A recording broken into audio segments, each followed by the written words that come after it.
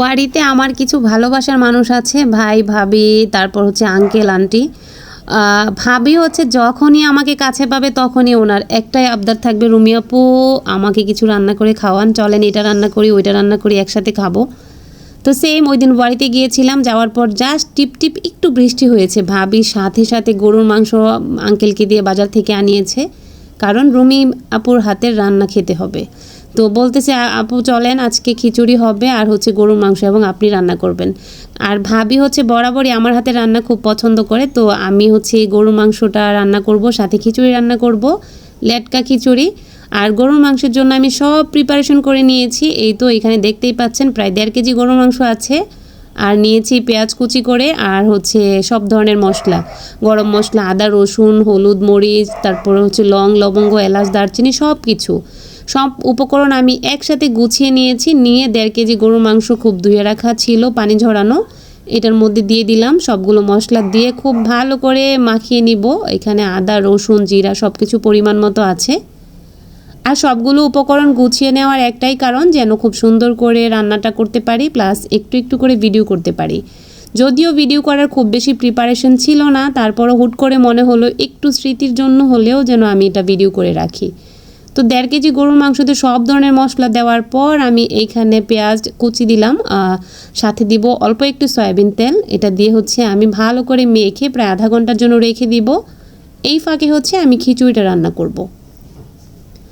তো এই ভাবি হচ্ছে আমাকে এত এত বেশি ভালোবাসে যে সব সময় হচ্ছে যখনই একটু সময়ের জন্য কাছে পায় তখন কিভাবে একটু আমাকে কাছে রাখবে, কিভাবে একটু রান্না বান্না করবে, আমাকে দিয়ে করাবে তারপরে একসাথে খাই দাই করবে, এটাই যেন আমাদের ইচ্ছে থাকে। যাই হোক, সময়ের জন্য এখন খুব বেশি একটা বাড়িতে যাওয়া হয় না, যদিও যাওয়া হয় তখন ওনাদের সাথে দেখা করি আর খুব সুন্দর সময় মানে পার করি। তো খুব ভালো করে মাংসটাকে আমি মেখে নিচ্ছিলাম। আর ভাবি হচ্ছে বরাবরই আমার হাতের রান্না অনেক বেশি পছন্দ করে, কেন পছন্দ করে আমি জানি না, তবে অনেক বেশি পছন্দ করে। সেটা আমার হাতে যদি আমি একটু ভর্তাও করি, ভাবি ওইটাও খুব পছন্দ করে এবং তৃপ্তি করে ভাত খায়। আর আমার কিছু রেসিপি আছে যেগুলো ভাবি স্পেশালি একটু বেশি পছন্দ করে। তো আমাকে যখনই হাতের কাছে পাবে তখন তো আর একটুও রক্ষা নেই, সময় থাকলেই হলো যে চলেন চলেন এটা করি ওইটা করি। তো যাই হোক, এই তো অনেক গল্প করলাম ভাবির, ভাবিকে তো আর ক্যামেরার সামনে আনবো না, জাস্ট ওনার গল্পই করলাম। মাংসটা ম্যারিনেট করে রেখে দিলাম, আর আধা ঘন্টা পরে জাস্ট একটা হাঁড়ি বসিয়ে দিলাম চুলায়। চুলায় হাঁড়ি দেওয়ার পর গরম হয়ে যাওয়ার পর দিয়ে দিলাম সরিষার তেল। আজকে সব রান্না আমি করবো সরিষার তেল দিয়ে। আর সরিষার তেল দিয়ে রান্না করার ক্ষেত্রে একটা জিনিস খেয়াল রাখতে হবে, তেলটা একটু বেশি গরম করতে হবে, তাহলে আর তেলের গ্রানটা আসে না। খুব বেশি গরম করে নেওয়ার পর পেঁয়াজ কুচি অ্যাড করে দিলাম, যদিও কিছু কাঁচা পেঁয়াজ আমি অ্যাড করেছিলাম মাংসের মধ্যে। তারপর হচ্ছে জাস্ট নেড়ে চেড়ে একটু ভেজে নিচ্ছি। আমি রেগুলার যেরকম গরুর মাংস রান্না করি জাস্ট এখানেও এভাবেই করেছি। আর যেহেতু ভাবি খেতে পছন্দ করে, তো একটু মনোযোগ সহকারে রান্না করার চেষ্টা করেছিলাম। মাঝখানে কিছু তেজপাতাও অ্যাড করে দিলাম, মশলাটাকে ভালোভাবে একটু ভেজে নিচ্ছি। তো যখন ম্যারিনেট করা হয়েছিল মাংসটা, ওইটা হচ্ছে আমি জাস্ট ভাজা পেঁয়াজের মধ্যে দিয়ে দিয়েছিলাম।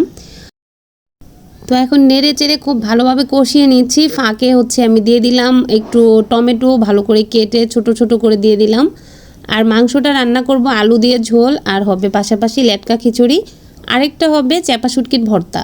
যেহেতু বাইরে বৃষ্টি, ঠান্ডা ঠান্ডা ওয়েদার, এই ওয়েদারে কিন্তু সবজি দিয়ে, বেশি করে সবজি দিয়ে লেটকা খিচুড়ি খেতে অনেক ভালো লাগে।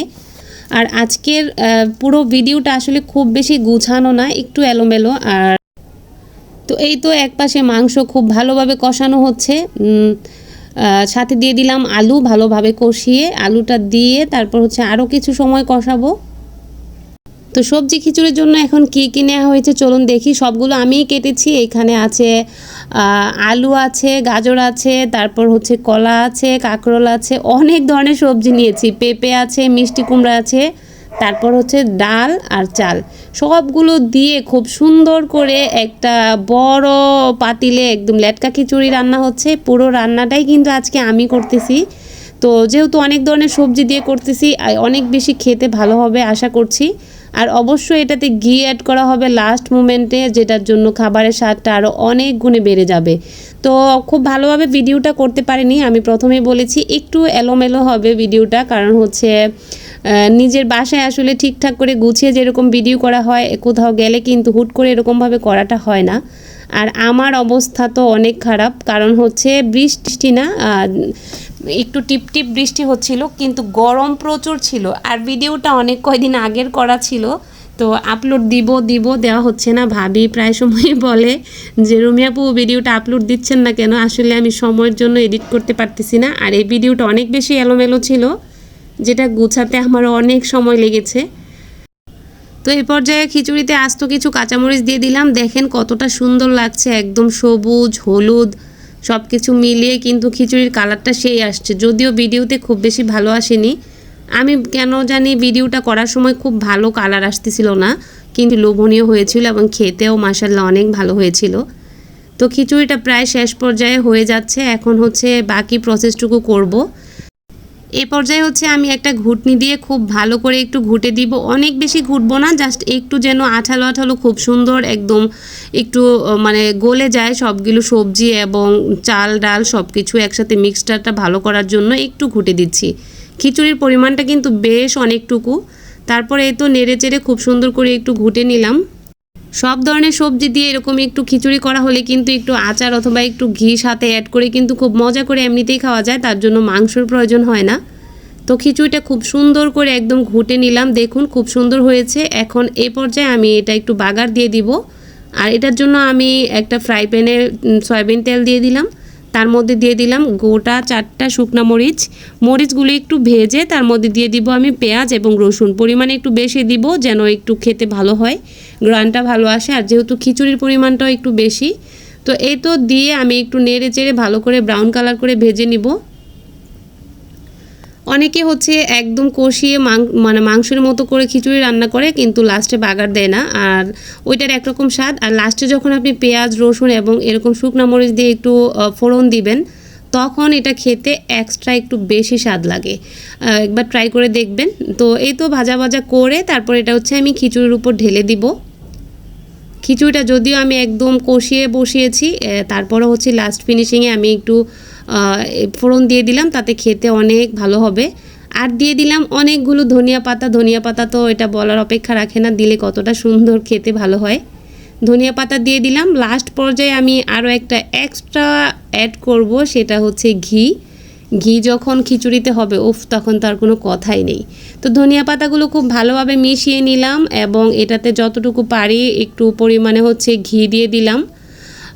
তারপর হচ্ছে সবাই মিলে একসাথে দুপুরে মজা করে খাই দাই করলাম, যদিও খাই দাইয়ের ভিডিওটা করা হয়নি, অনেক বেশি ক্ষুধা ছিল, সবাই আসলে ঝটপট করে খেয়ে নিয়েছি, তখন আর ভিডিও করিনি।